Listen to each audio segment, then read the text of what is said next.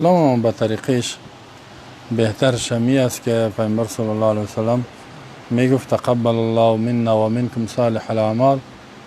تقبل الله قبول کنه منا از ما و شما مسلمانان اعمال صالح را.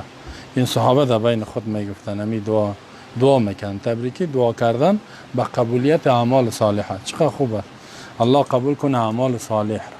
یعنی اشاره به سوی عزیز که اعمال صالح در روزی یادت نره. دیگه اگه بگه تبریک هم باشه گپی نداره. یعنی الله عید شما رو مبارک. یعنی عید خدا فراموشی نباشه. یعنی عید خدا فراموشی نباشه. در عید الله فراموش نشه، خالق فراموش نشه، اعمال صالحه فراموش نشه. ما هم تمام دوستایی که در هر جای دنیا هستن بر کلشان میگم که تقبل الله منا و منکم صالح الاعمال.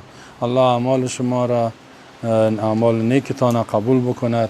خواهرای ما، برادرای ما در هر جای دنیا که هستین و عیدتان مبارک بگردانم. مبارکی که الله دو خیر پرته و خیرش دائم قرار بده و به اعمال نیک الله برتان توفیقات نصیب کنه.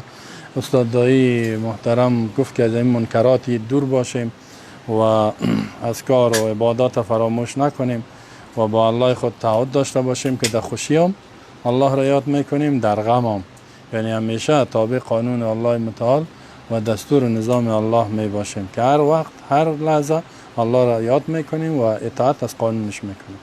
دیگه هر جایی که دوستا هستند خوش باشن و خوشحال باشن. السلام علیکم و رحمت الله و برکاته.